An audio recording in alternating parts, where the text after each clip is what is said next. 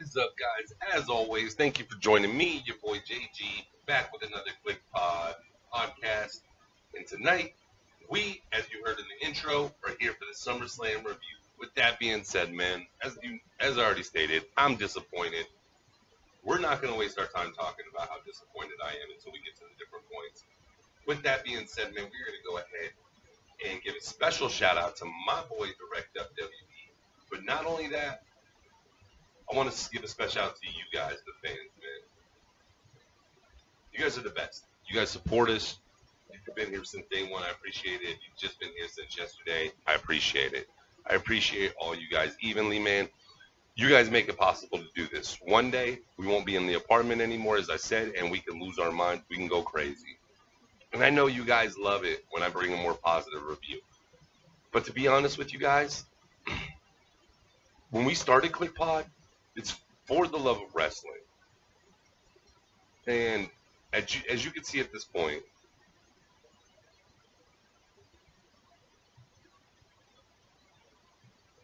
Kliqpod's kind of just down to one.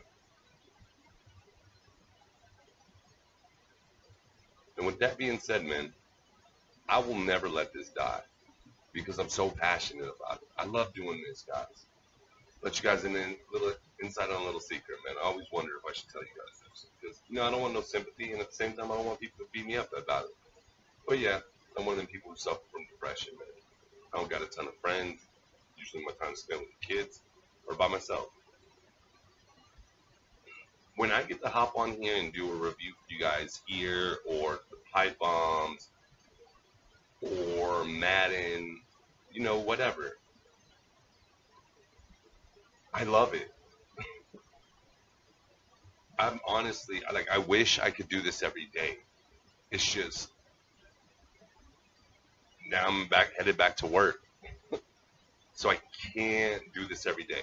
But I will make sure going forward there's content every day, whether it be wrestling content or Madden or both. But with that being said, like I said, man, we're down to one. And I'm never going to let this die because I love it. And with me loving it, I'm never going to come on here and lie to you. And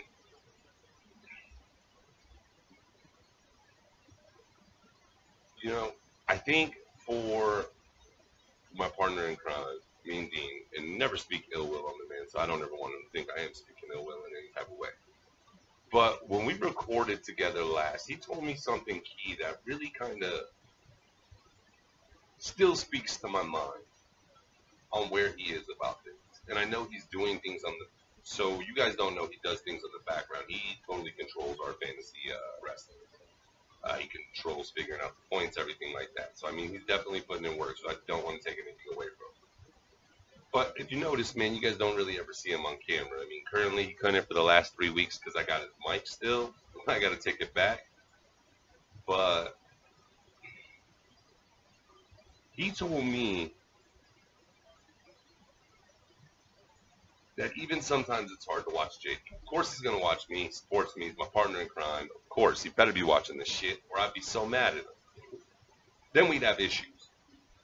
But he told me sometimes it's even hard for him to watch JD because he's just hit a point where he understands that it is what it is. And for him, the only way he can ever appreciate it is just kind of by accepting it. Now, with that being said, I'm, still a fan. I'm a rider, not no mainstream dude. So I ain't trying to speak ill will. It just kind of gave me a little deeper peek into his mind. For me, personally, it will never be like that. I will never be content with where wrestling's at because I know where it can be as a product. And the only way we're ever going to get change is by making our voices heard. And it's not just me, it's you guys as well. It's the furthest thing for me, to be honest. Because the more of you that speak up, is the louder that voice projects. And the more they decide to do different things. What I saw tonight was just another shining example of the things I'll never settle for, first off, when it comes to wrestling. Second, it reminded me that this podcast will never die. Because it reminded me how passionate I was about it. See, if I didn't have this, I'd be one of those guys who's on Twitter blowing shit up. But my instant reaction after it ended, sat there for about 5 minutes, thought about what I thought, how I wanted to start the show, with us talking about, the diseased relationship. And that's how I feel about this, the diseased relationship between me and WWE. Not wrestling. Because wrestling in general is fantastic. I think it's never been at a higher level. It's just the main roster WWE choice.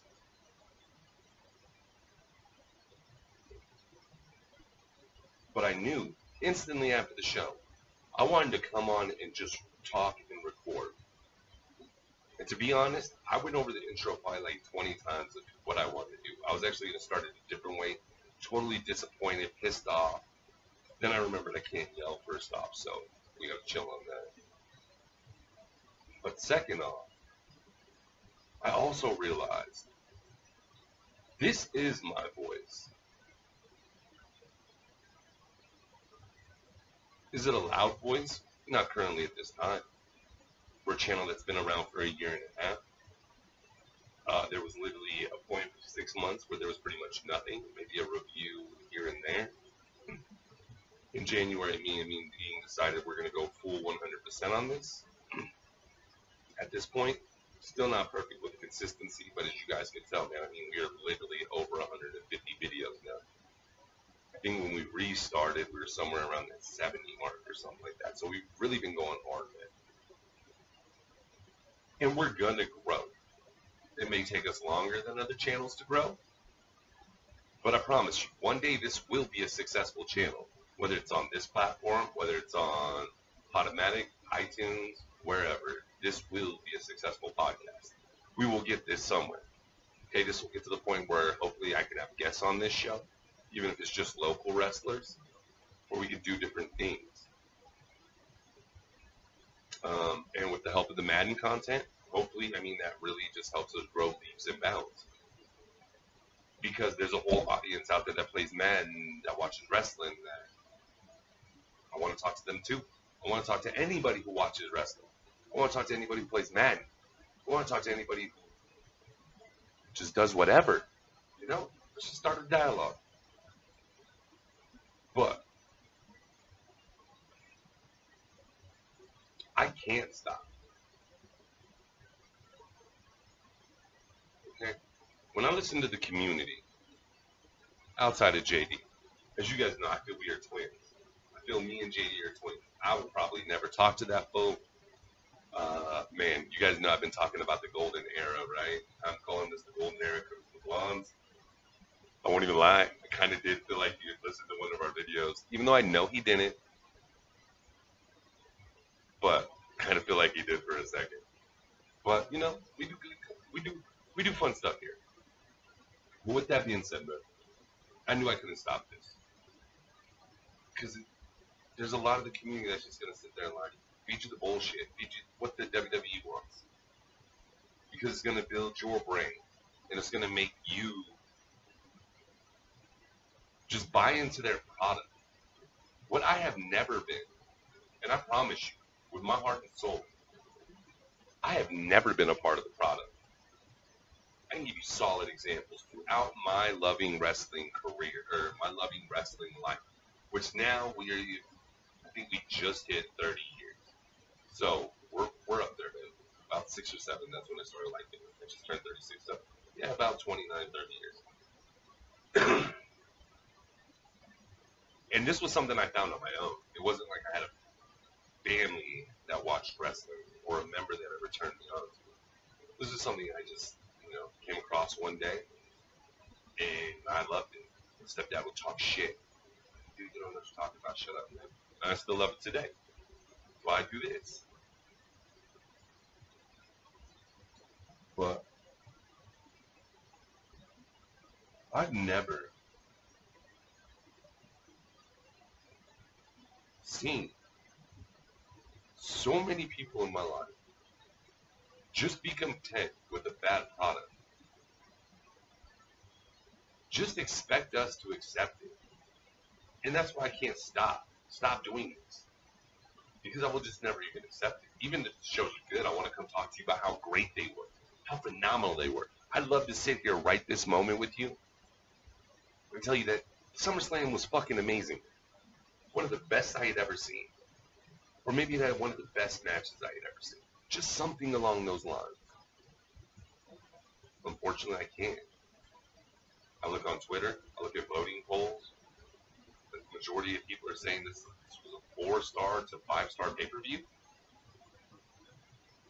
On what planet are you living on? Now, yeah, there were moments. And if you're comparing it to what we've seen recently, yeah, I guess I could say it's better than what we've seen recently. We've seen garbage. It's all garbage. NXT's the only thing that's doing anything real, and they're doing amazing shit. SmackDown side of the show wasn't bad. You know, it's Raw that really disappoints me. And I'll be honest, when I go out there and I hear you guys talking about Raw's the better show, it really makes me question. I won't ever want you to stop listening to my show. Matter of fact, bring your friends over, man.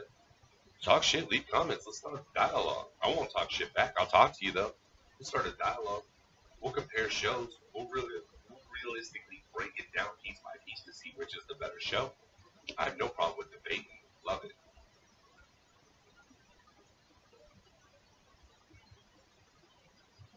The main event and the co-main event were both Raw.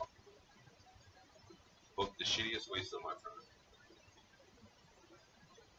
As I said before, and as you guys know, I love JD. The one place I will never agree with JD,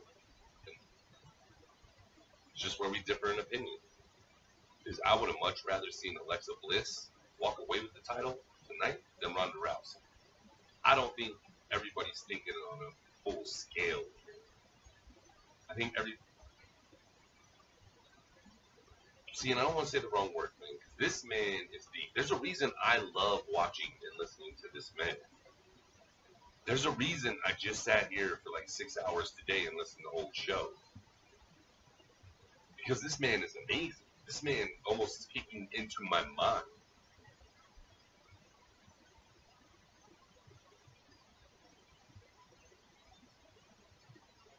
But one thing I can promise you is, I don't listen to his reviews until after we drop off.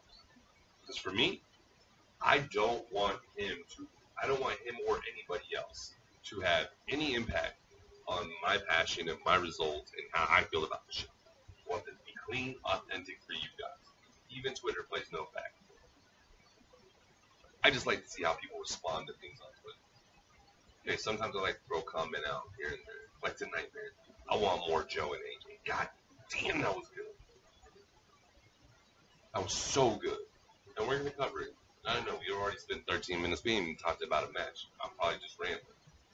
When I listen to this back, I'm probably like, Jesus Christ, we just talked about it. But you know how we do. We do a one take. We don't do edits for this bullshit. Okay?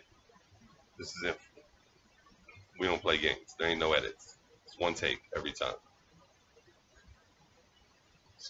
That's why I can't do them when I'm sick. The other day, man, he was, sick.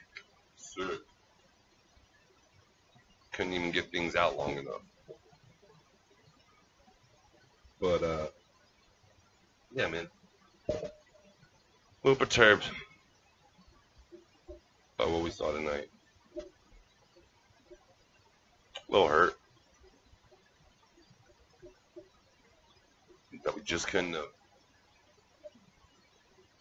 I don't know. Why tease it, man? Why tease it if it's not going to be a thing? Is it so you can get out the arena safe? Brooklyn was pissed, man. Roman fanboys. What do you guys want to say, man? Twitter's blowing up, man. Roman fanboys coming out of the closet. Just like Roman said, they closet fans. I ain't no closet fan. You know we don't like him here. You ain't got to get out of here with that, man. With that moveset, you should definitely be a heel, homie. Okay? We never wish ill will on a man. We never want him to lose his job. None of that. Just tired of the booking. Way he's booked. And tonight was just more of the bullshit nonsense, man. With that being said, man, I actually had another intro done, but I think after a 15-minute rant, this is going to be the intro. So we're going to go ahead and kick the actual music intro so we can finally get into this review.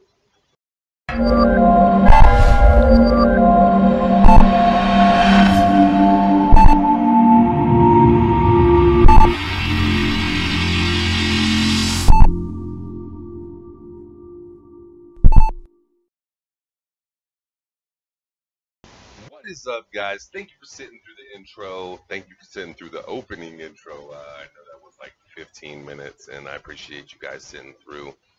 As I said in that, man, all the things in the world to you guys. You guys make this really, really special for me. But we're not here to talk about that on this portion of the video. What we're here to talk about is Summerslam itself. Tonight, for the first two matches, I was actually dropping my son off at my mom's.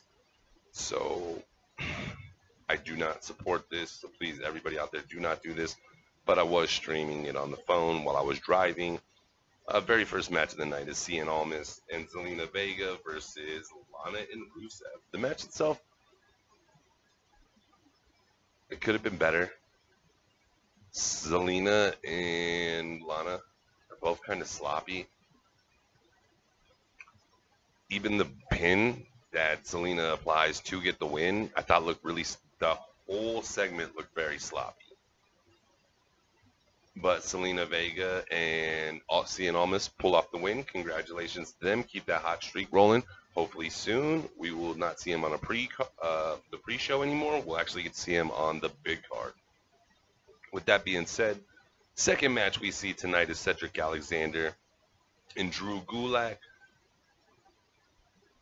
Drew Gulak, he actually came out in the Rocky Balboa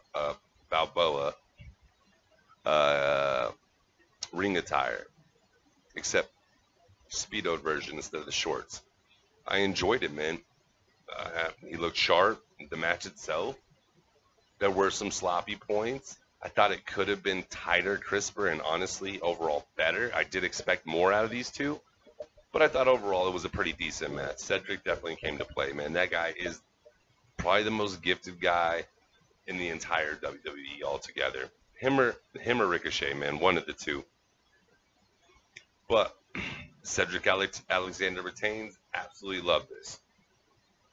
Now we're getting to the end of the pre-show, and we get our main event for the pre-show, which is the B Team versus the Revival.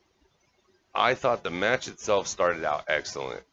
The Revival comes out first. They're in the ring. The B Team comes out second. They attack the B Team.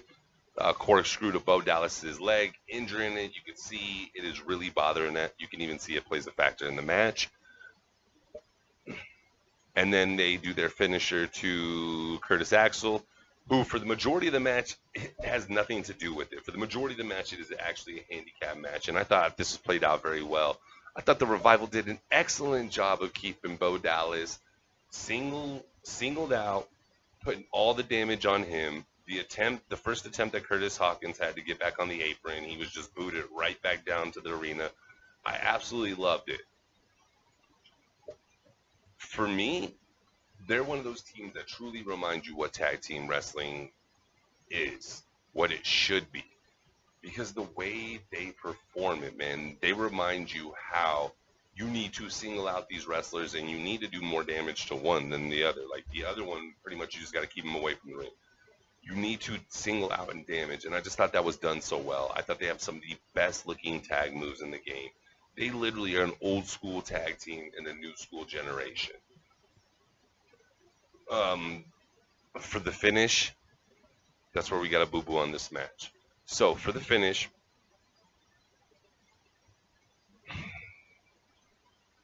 I think it's Wilder. He has Curtis Axel rolled up. The ref's back is turned, facing Bo Dallas, who's inside the ring, right along the ropes, and Dawson, who's outside the ring. Dawson's outside the ring, and he grabs Bo Dallas and tugs him down on the rope. So he hits his neck across the ropes, and he does the going back. Well, when he's going back, he happens to grab Curtis Axel's leg, pull it, so it actually reverses the positioning. So now Curtis Axel's on top. We get the 1-2-3. B team is still undefeated, retain their titles. Don't understand it. Thought it was a very big missed opportunity for the WWE.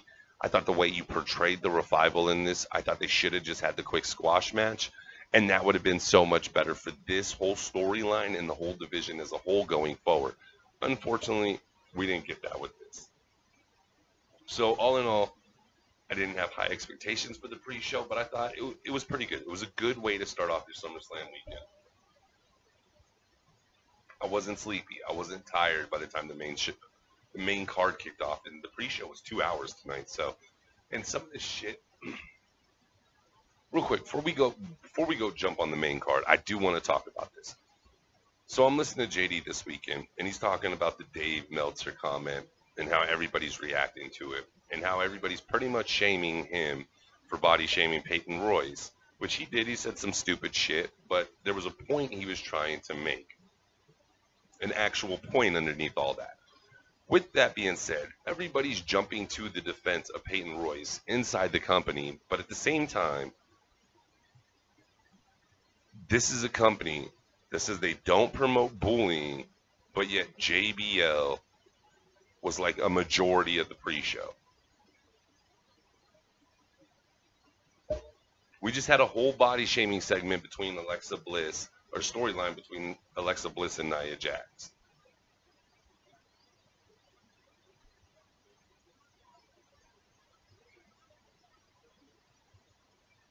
So, I don't know, a little bit of a double standard there. Really didn't like seeing JBL on the pre-show, but it is what it is, man. We got through that. Anyways, thought the very first match of the night on the main card was an absolutely great choice. They decided to go with the Intercontinental Championship belt, the Intercontinental Championship match for the very first match of the night. Seth Rollins with a returning Dean Ambrose against Dolph Ziggler with Drew McIntyre. For me, man, I thought the match was pretty good. I thought it started out kind of slow. But I did think, okay, so there's a point where Seth Rollins goes over the rope, right? Has a hard landing on the ground. So initially, I'm already thinking about his knee. So Ziggler comes out. He rolls him back in the ring. He attempts to go for the crossbody. When he attempts to go for the crossbody, Seth Rollins, does the roll with him. Picks him back up, showing us how beast he is. Goes for a suplex. And they both tumble outside of the ring. And then he gets another fall on that same knee. So you could see that there was some effects on him tonight from those beatings he was taking, man.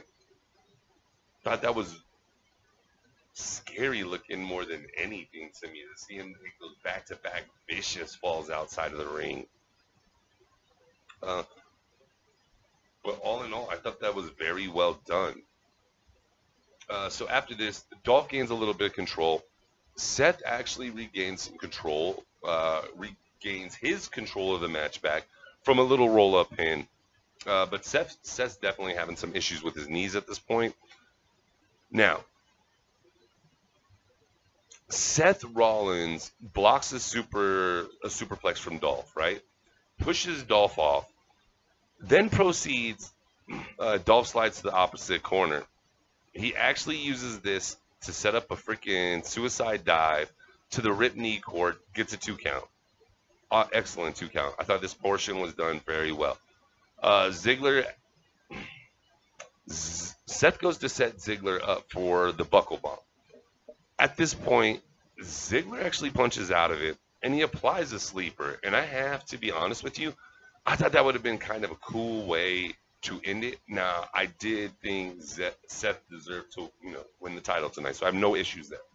I did think the sleeper would have been a really cool way to end the match, though, man, because I do miss seeing Dolph being able to use the sleeper to finish it.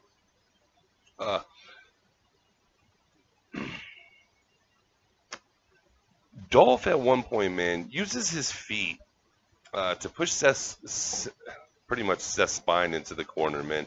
Followed by a ring, like so. They're on the side apron, on the outside of the ropes, but still on the, they're on the apron. Dolph pushes Seth back. Seth hits his back on the ring post. Comes back, receives apron DDT for his pleasure, man. That was freaking intense. And the way Seth landed, where he hits, and then he falls all the way to the ground, sometimes that just perplexes me how they could take that beating, man. So, at this point,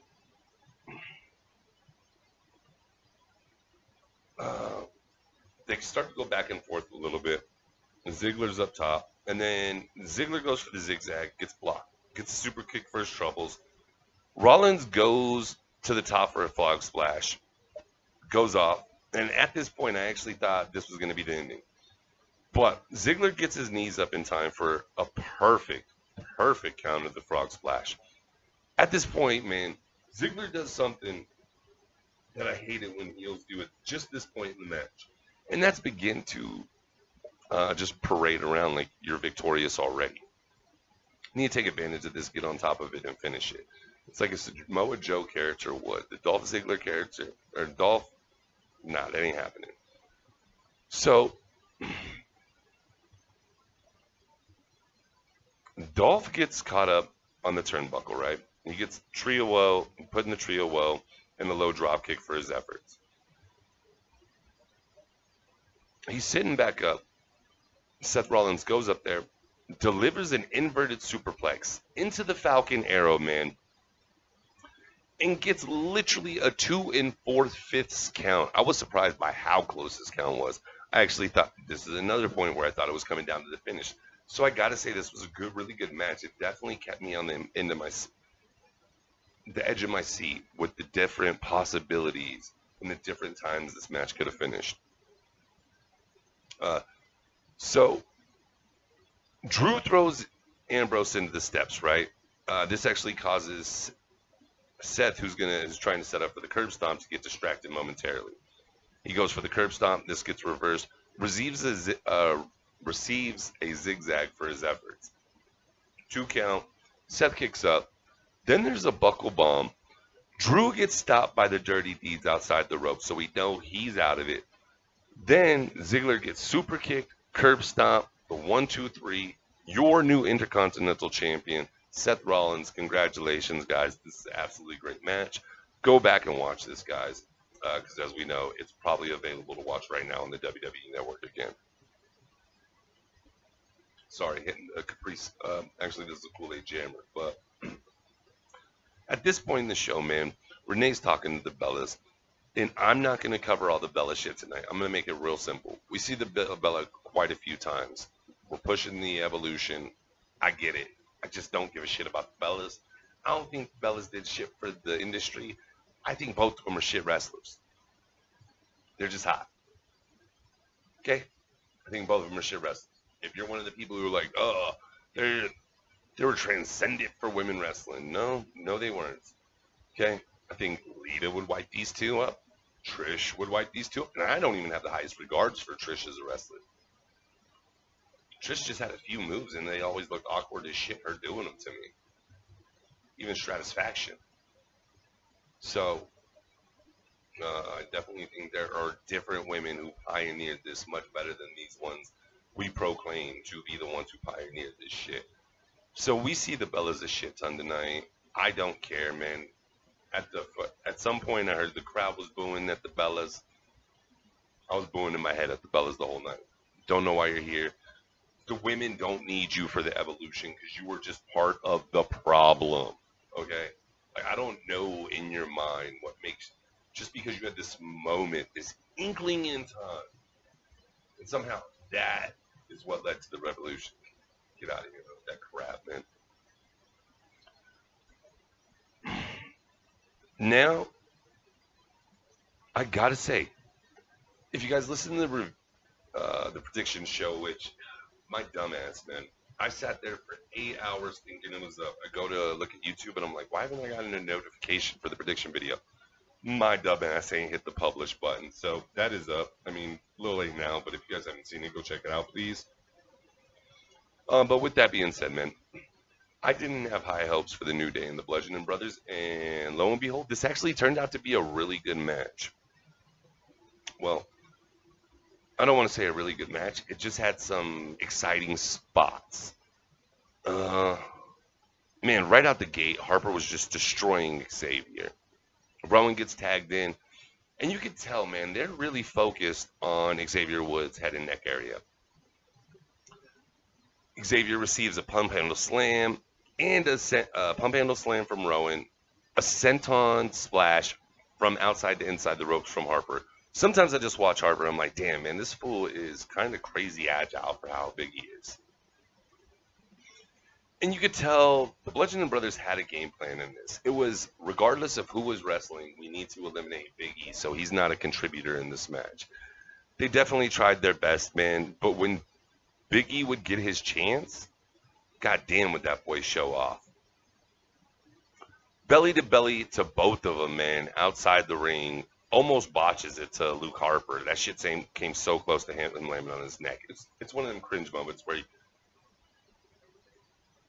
when you're watching a move and you can see it's not developing correctly, and then when you can see it's coming off and you kind of already can picture what's going to happen in your head, it was one of those where you just got to be like, oh, I can't even watch it because I already know. But Big E gives the big splash, sit down, slam to from Harper to Big E, man. So I thought they played this out very well, man. There's a double team on Big E that gets reversed due to Xavier Woods' assistance. Whenever I see Xavier Woods in a match, I already think it's an automatic loss for the New Day because that's what it feels like. If he's in, he's going to be the one who gets the pin. Crazily enough, he performed I thought he was the best performer in this match. Roman goes for a crossbody to Big E off the apron. I thought that shit looked pretty hilarious. Just their two sizes. There's a crucifix bomb. They're going for the crucifix bomb on Big E. And Xavier Woods comes in for the save. Then you see, I don't know, the first side of cracking to me from the Bludgeoning Brothers with their attack on Kofi, where they were like, damn, these two will have us in jeopardy. We need to make sure this fool doesn't play a factor at all. Then they go the break.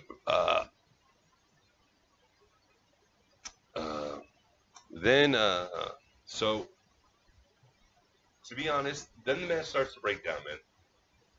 They all get outside the ring. It looks like we're about to see a replay of, is it WrestleMania? I think WrestleMania, where they powerbomb Xavier Woods on the steel steps. We didn't see that tonight. Xavier was able to get out of it.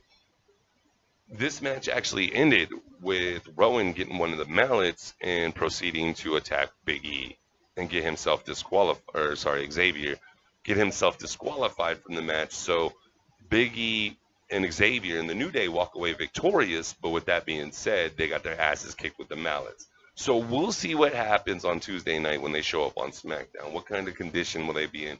What's the new stipulation? We know this is going to be a Hell in a Cell. We know we're going to see the resolution of this at Hell in a Cell. And I wonder if it's honestly going to be a mallet match. I mean, what better? You have the gimmick right there. Everything on the show shouldn't be a Hell in a Cell, even though it's named Hell in a Cell. And honestly, I think I've even had a podcast where I said that would be much better. But in this case, I wouldn't mind something crazy. Like maybe you still do it inside the Hell in a Cell, but it's some kind of a mallet match. I don't know, weapons match. There you go. So, yeah, man, this is the first time we've really seen those mallets in play. Some of them shots look pretty vicious. Those things are big. Now, we get what was just a joke at time. We get Braun Strowman versus Kevin Owens. Kevin came out pumped. Braun starts out with 2 running corner smashes where he's just smashing him against the turnbuckle. KO slides out like a genius. Braun follows him, hits him with the shoulder shrug. That scared the shit out of me because normally KO does the flip, and I think he went to go flip, but he kind of bounced off the barricade and came back. This proceeds to lead to Braun Strowman chokeslamming KO on the walk the ramp. To be honest, it looked like when KO hit, his head hit, the match ended so abruptly. I was honestly wondering if maybe he got knocked out at this point. But after this, man, he slides KO back in the ring, running power slam. We get the 1, 2, 3. Like I said, KO literally concussed to me. They wouldn't even focus back on the ring, but I did notice another referee running back down. It could have just been to play it off, but honestly, that looked intense. Moving on, we get where my disappointment begins in tonight. And I mean a real big disappointment for me. I understand it. I've seen everybody on Twitter, their reasonings, why they're fine with it. And it's the Women's SmackDown Championship match between Becky Lynch, Carmella, and Charlotte Flair. First thing I'll say about the match is thank God Carmella is no longer champion. That's freaking glorious. But I do want to give her props, man. I'm always dissing her attire, man. I always say it's like that. Gives me that sweating with the oldies feel. I wonder if she heard that and that's why she changed. But her attire tonight, she had a two-piece. It looked awesome. It looked absolutely incredible. With that being said, somehow she was honestly the one in control of most of the match. She was actually keeping the other two in control. A lot of holds during these times. I hate that shit, man. I hate her matches. There's just a lot. She wrestles as if she's a big man, you know? It's like, you're a little girl, you should be able to do mad things, dude.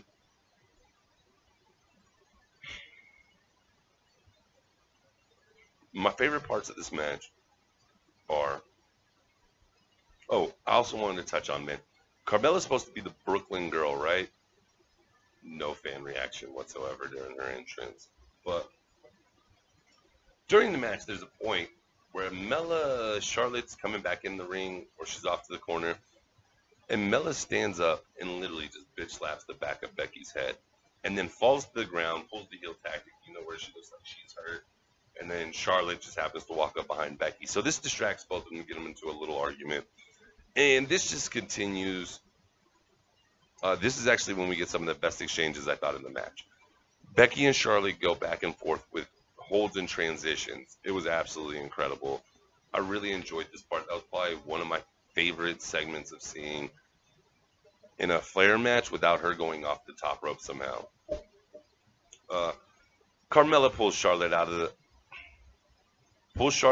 and pushes her in the corner just to focus on Becky with Charlotte down, right?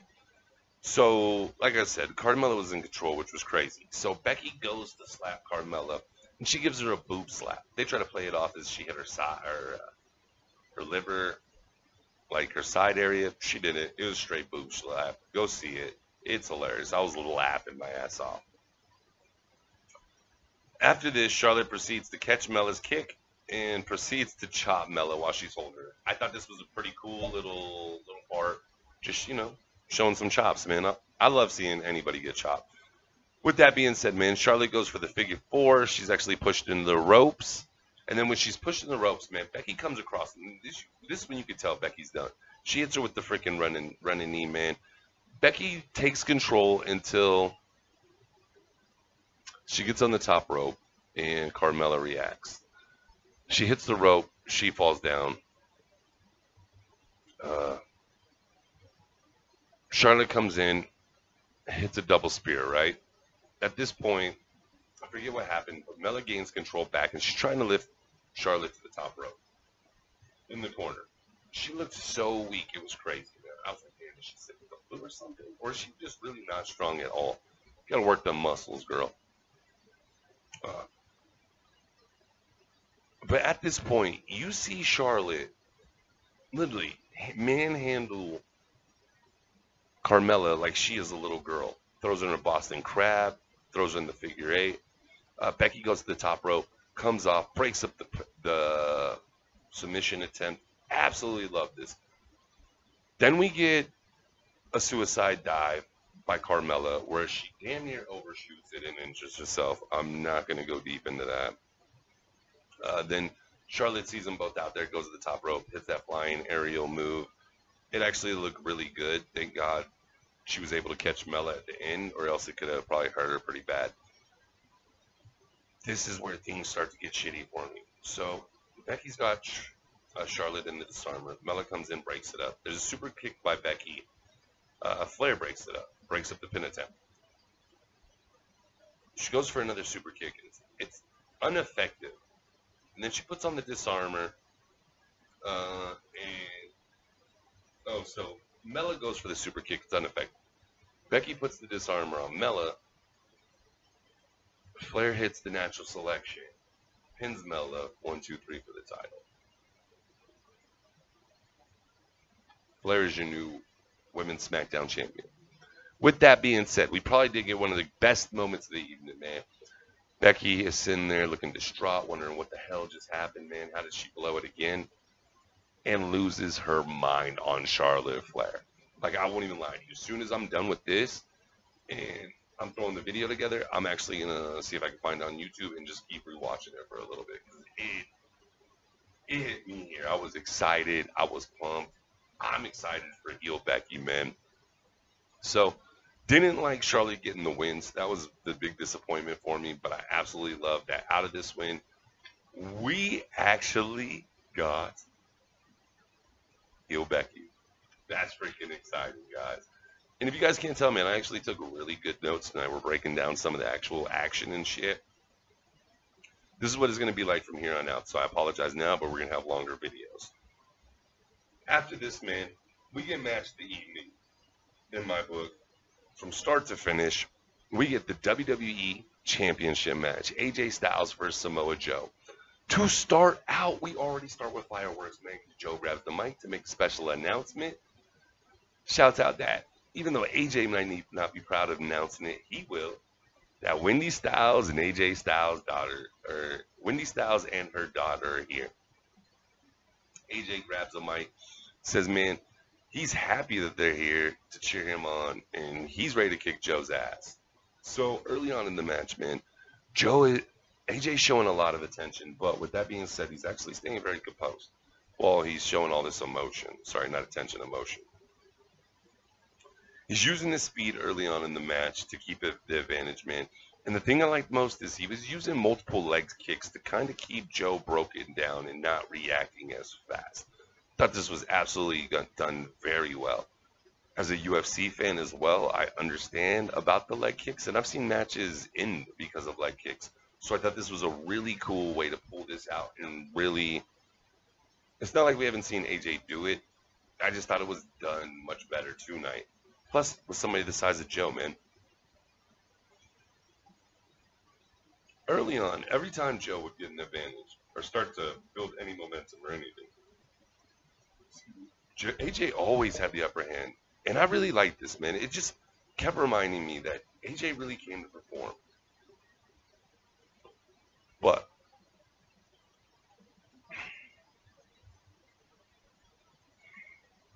there's a point where AJ Styles is outside the ring. He runs, jumps on the ring, and Joe's like head on the ring. He goes for a kick. Joe swipes it off and kicks AJ's feet out from out under him. Thought this was a huge moment in the match. AJ hits, boom, goes down to the floor. This actually allows Joe to set up for a suicide dive. When Joe hits this suicide dive, man, the announcers are talking about AJ hit his head on the announcer's table, all this other garbage. I didn't think that was it at all. If you go back and watch it, man, he hits his side and just rams in there. That alone would destroy you. That give you hip issues, man. After this, man, there were AJ and Joe had an exchange of blows that were so loud. And the final blow is AJ just barehanded fist hitting the top of Joe's head, and you hear it. Thump. I was just like, damn, these guys are laying off on each other. Really thought like that, man. Felt they worked so stiff and strong with each other. Looked so good, man. AJ's feeding off the crowd, man. Hits the moonsault to the reverse DDT, man. Gets the 2 count. You can see AJ is just flowing. AJ puts Joe on the top of the ropes, man. Samoa headbutts AJ and then shows his agility by hitting a famouser off the top of the rope. Wasn't the most gorgeous thing, but go back and check it out. It was pretty cool. Gets it, hits in one of my favorite moves that's never done anymore, really. The inverted atomic drop. Then he sets that up to the neck breaker. And he gets the 2 count. Nothing.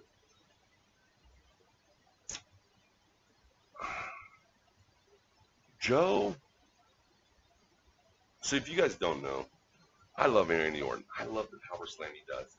I think Joe did it better tonight. So AJ's coming off the ropes. Joe catches him, hits him with the power slam. But when you watch it back, there is so little space between AJ's head and that mat. And they pull it off. And it's just absolutely a thing of beauty, man. AJ even pulls out the Styles Clash tonight. Joe luckily kicks at the count at 2, man. AJ is like slugging Joe. Joe open hand slaps the flarfin blarfin out of AJ Styles. Holy shit, dude. Then AJ uses this, man, to actually set up a calf crusher and set up a calf crusher. Instead of tapping, Joe just grabs him and starts pounding his head against the freaking mat. Puts him in the coquina clutch. AJ shows he is the champion. Sits in there, gets his leg on the rope, gets him out. AJ goes to the top rope. Joe kicks AJ's head, bro. At this point, like the jump kick he does, smashes AJ flying out of the ring. This ends up with AJ outside of the ring. George destroys him a little bit, gets on the announcer table, grabs the microphone. He's like, "Hey, Wendy Styles, I made you a promise. AJ was coming home tonight. Or your daddy was coming home tonight. Well, I lied because it looks like he won't.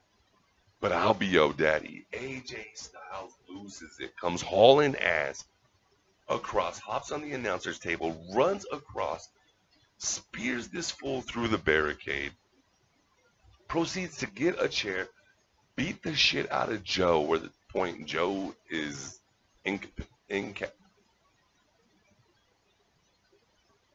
incapacitated for a minute. AJ's walking towards his wife and child, and they're backing up like they are scared. When he's like, "That's enough." AJ goes up to him, grabs him, apologizes. They walk away. We see Samoa Joe get up, storm off with his gnarly ass pissed off look on his face. So I'm so excited to see where this continues Tuesday. God, I think they're doing this really right, man. I'm telling you, this is going to be something I will probably want to see this storyline through WrestleMania. So I'm really excited to see what happens next on Tuesday night. Like I tweeted, I needed more. I was fiending for it right after. I was like, oh my God, I need it. I need it. I need more. I want to see the storyline develop more. I want to see it get more personal. We can see some crazy shit happen between these two. Then we get a little performance with Elias, man. At this point, his guitar breaks. He loses his fucking mind, dude. Excuse my language. He loses his mind, breaking everything. I think you even hear him curse for a second. He just walks out of there. This is just a little segment which builds us up to the match that a lot of you guys have been waiting for. Daniel Bryan versus The Miz. Initially, man, so before we start diving into this match, I want to tell you there were a lot of shots exchanged between these two, whether it be punches, yes kicks, just a lot of back and forth segments, which I really enjoyed. I did see some people say online to them it felt underwhelming. They weren't satisfied with it. For me, I was one of the people who was very satisfied with it. I thought it was very well done. I thought there were some sloppy portions, but I thought overall they gave us what we paid for. So initially, they're trading off blows, corner blows. Then they're trading off yes kicks. Daniel throws The Miz off the ropes. Gives him a big hit to the chest. You can see this messes with The Miz. And they're both trying to play head games with each other. So The Miz attempts a surfboard on Daniel Bryan. And he's doing the, before he grabs the arm. He's doing then he grabs the arms, puts him up in the surfboard, right? While this, as soon as this happens, Daniel Bryan gets out without a freaking second of hesitation. And then proceeds to put it on The Miz. I thought this was great. I thought it was really great, man.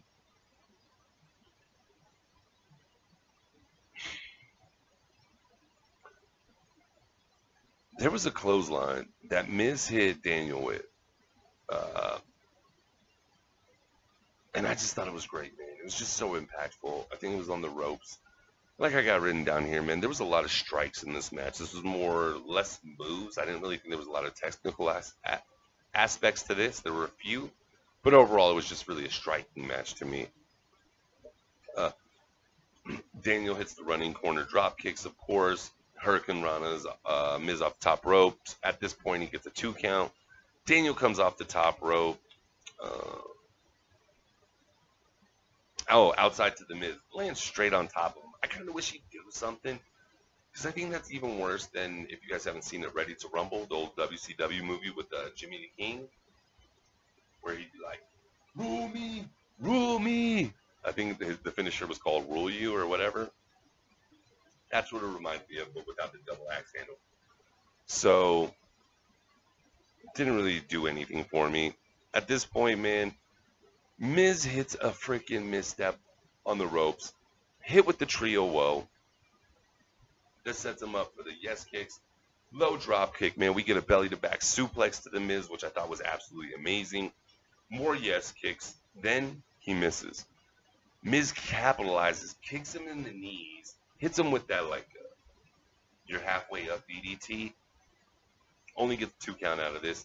You can see at this point, man, Miz is pissed, so he starts trying to do the yes kicks. During this whole time, Daniel Bryan's like hulking up during the yes kicks.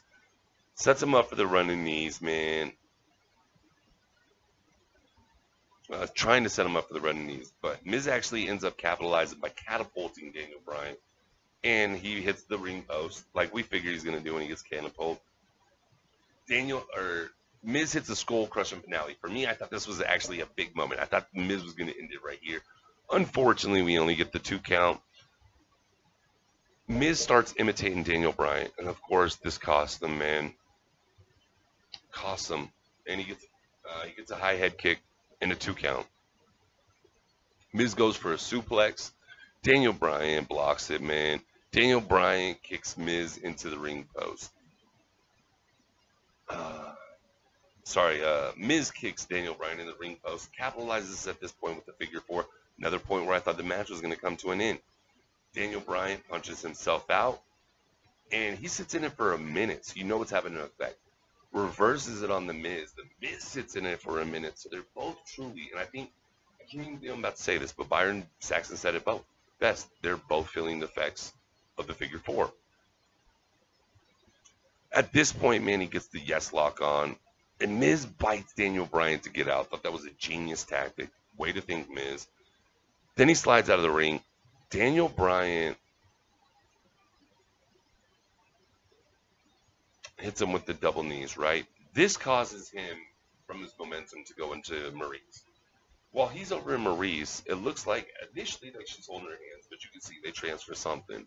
Whatever this is, Miz comes out, hits Daniel Bryan with the left. Daniel Bryan falls over. Miz slides in the ring, finishes it, gets the 1, 2, 3. Thought it was an excellent way to end this match. If you listen to the review, this wasn't the way I said it should be done, but I knew this story was far from over, and I think this just absolutely adds to the intriguement because now Miz has that win over Daniel Bryan. So he can just boast about it, and watch Daniel work his way back to deserve that match against The Miz. Because honestly, after this, if I was The Miz, I'm not giving you a rematch. I gave you your match. You choked, not me. So, this is another shocking point of the night for me, man. We get Baron Corbin versus the Demon King Finn Balor. When Demon King, if you haven't seen his entrance as the Demon King, please go watch it. I think it is absolutely spectacular. I love it. You can see Baron Corbin is scared. He was not prepared for the Demon King to show up. He was just ready for the normal Finn Balor. This is pretty much a squash match, guys. Finn comes out, starts flying around, hits multiple sling blades, uses the rope to hit a little insecurity kick, hits a double leg stomp, goes up for the coup de grace, lands that, gets the 1, 2, 3. It's literally a squash match. This leads to more. This leads to a little scene with Daniel Bryan and Nikki Bella backstage with a little pick-me-up speech. Like I said, man, we seen the Bellas a freaking shit ton tonight. It's like this was the Bellas evening or some shit. Then we get Jeff Hardy versus Shinsuke Nakamura for the U.S. Championship, guys. Match wasn't too bad. Starts out, they're hand tying. Shinsuke throws his hand over Jeff's hands, or his and Jeff's hands, gives Jeff a little kick to the face, starts laughing. And initially, you could just see it's a thing of gamesmanship. Like, whenever Shinsuke does something, he mocks Jeff in his own ways. But then Jeff, there's a point where Shinsuke is going for blows. He can't connect anything. Jeff walks out of it dancing and imitates Shinsuke. That had me chuckling a little bit. I thought this wasn't too badly done. Well, after this, man, Shinsuke is not playing games. He dismantles Jeff Hardy piece by piece. Strike after strike, man. He tries to go for a running knee, missed that. He receives a whisper in the wind. It's a close 2 count. Knock regains control after this, man. Takes Hardy. And he lays Hardy across the top turnbuckle like he does, right? Lands the knee. And then he hits a sliding knee. Goes for the Kinshasa, but he's actually grabbed for the twist of fate. Reverse it. Goes for the low blow and misses. Well scouted by Jeff Hardy. At this point, Jeff hits the twist of fate, a senton. He only gets a 2 count. I actually thought he was about to win the title right here. Hits another twist of fate. Goes up for another senton. Knock is a genius. He slides under the rope, so he's half in, half out. Cannot be counted out. You're not even allowed to be touched while you're in this position, as we've seen from a few matches throughout the evening. Jeff Hardy goes for the swanton still on the apron portion, so the little small portion. He misses, hits his back, man. After this, you know it's a wrap, man. He goes back in the ring, gets Kinshasa for his efforts. 1, 2, 3. Knock retains the title. We get Randy Orton come down at this, or music hits, Randy comes out, stops at the top of the thing, Knock hightails it out of it. Jeff's laying in the ring, abused, battered, broken. Randy walks down to the ring, starts talking to himself, and somehow talks himself out of attacking Jeff Hardy, which I think is worse mentally for Jeff Hardy, because it's just more of those psychological games, making you think, did he just take pity on me? Or did he want to fully destroy me himself? So, once again, I'm really excited to see how SmackDown's going to run with this. At this point in the night, we are 6 hours in. It's been a long day. Gotta say, I wasn't really dragged down for a lot of it. If you actually look at my notes from our review, we're at 41 minutes. We still got 2 matches to go. So you can tell I was actually pretty intrigued. Like I said, it wasn't horrible. It's been better than past pay-per-views. It's just, this is where the show really kills me. So, we get our co-main event of the evening, which is Ronda Rousey versus Alexa Bliss. No shocker here. I figured it was either going to be in this role or the main event of the evening, especially after we've seen AJ Styles and Samoa Joe go on when they went on, which should have truly been the main event of the evening. But with that being said, the Ronda match was a joke. They get in the ring. Alexa's playing the little heel games where she's getting in between ropes. You can't touch me. And then she's like, forget this, I'm leaving. Any smart heel would have just walked out, took the DQ, and you retain the title. You don't even have to do anything in this match. You can retain with a loss. Instead, Ronda proceeds to taunt Alexa. Sit down in the middle of the ring. She's like, I don't even cover my face. Like, come on, just come back in. I'll do all this stuff so you don't feel worried. Come back in. Alexa comes in, throws on the shittiest headlock attempt, doesn't even get it under the chin. Pretty much. Ronda laughs at this. proceeds to ask her if she's ready to get her ass kicked, pretty much, and begins to judo toss her everywhere. There's one point where Ronda has her knee in the back of Alexa's shoulder, pulling her arm back like this. I don't know if Alexa's double jointed or what, but it was freaking disgusting. It looked like that shit was about to break. I had to look away for a second.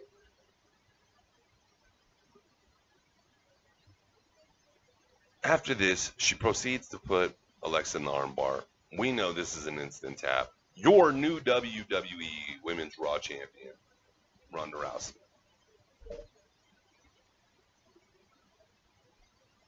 To be honest with you, I'm not pissed about this. I think that's what's the worst about it, is I'm disappointed. For those parents out there, even those of you who are not parents, anybody with parents, anybody who is any kind of a person that's meant anything in their life. When somebody gets mad at you, that's one thing. I can handle somebody being mad. But when you're disappointed in me, I don't know why, I just take it hard. I was very disappointed in this. The reason I'm so disappointed with Ronda being champion at this point is, first off, she doesn't deserve it. This is, what, her fourth, fifth match? Second, it's because evolution. It's because of the agenda they're pushing. Third, they rushed it. It's way too soon. The reason I say it's too soon is, do you guys realize we could possibly see one of two things with this? A Brock situation, which she's already a part-timer, so what's to make me not believe we're not going to see a Brock situation with this title? Or we see her wrestle maybe 12 times a year. But not only that, this literally tells every other woman in that locker room, you're not worthy enough to be champion, because now, at what point do you expect somebody else to have the belt? Other than Ronda. Other than Charlotte on SmackDown. This is literally what we're going to have to watch. Is Charlotte and Ronda as champion forever. So, your Becky Lynch's, your Bayley's, your Sasha Banks's, your Asuka's.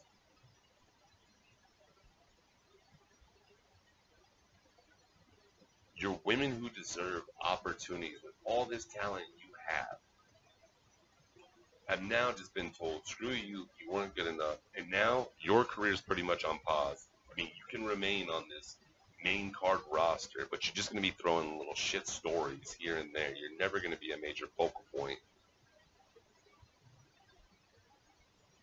You know you're not going to win the championship. You think they're going to take the strap off Ronda anytime soon? If you honestly do, tell me when. I don't see it happening. I see her being champion at least till WrestleMania. So now I know for the next 9 months I have another part-time champion, but not only do I have another part-time champion, I have a champion who was rushed into the title scene. I know there's better women wrestlers on her show alone that deserve the title more than her, or just at least a shot, but now they won't have it. And even if they do get that opportunity, say we get a Sasha Banks versus Ronda Rousey, you think they're going to really let Sasha beat Ronda? So that was my first disappointment with the two main events of the evening. Now we're moving on to main event number 2. Brock Lesnar versus Roman Reigns. First off, credit to the WWE. You had me. We get Braun Strowman coming down. And if you actually look, I jumped the gun. Let's see if you guys can see this. I jumped the gun right around these two lines. And put Braun cashes in the Money in the Bank. It's a 3-way Braun, Lesnar versus Roman. I thought that's what was gonna happen. We get a swerve. Braun announces that he's a man. He's not gonna do this shit behind your back. So what he wants to do is, he's coming out there to see, like, whoever wins, regardless of the situation, he's cashing in right after on the winner. Cool. You got me pumped.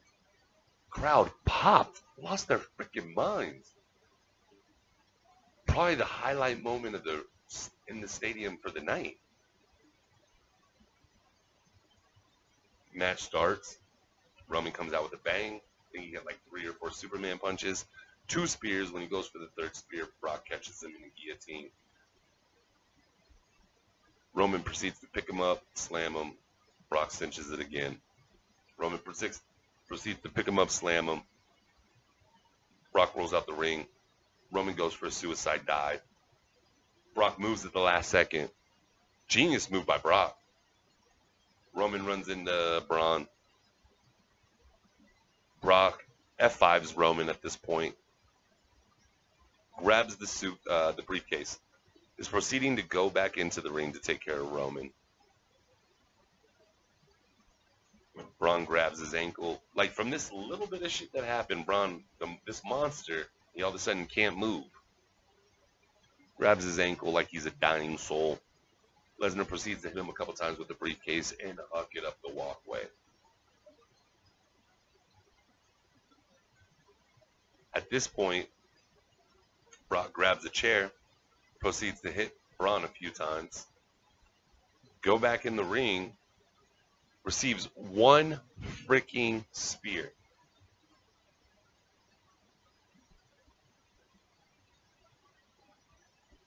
And he is your new WWE Universal Champion. I just seen a dude win the Universal title on 6 moves. On one hand, fine, the agenda started. We can get it done with. You guys know how I feel about it. Quicker we start it, quicker it's over. On the other hand, first off, don't ever get me excited like I'm going to see something actually finish right how it should, and then you blow it off. Disappointed me. Made me not want to watch Raw tomorrow. I don't even care if Braun cashes in tomorrow. At this point, if I didn't have to do this review for you, I probably wouldn't watch Raw till maybe Tuesday, Wednesday. But I'll watch it tomorrow. I want to get the review up Monday night. Just like Tuesday, I want to get up Tuesday night. We're going to hit a real schedule now. We're not playing no more games with Kliqpod. Only way we're going to grow is with pure consistency. So we're going to have a set schedule. I'll probably actually release something on a video, so you know the schedule here in a couple weeks. But with that being said,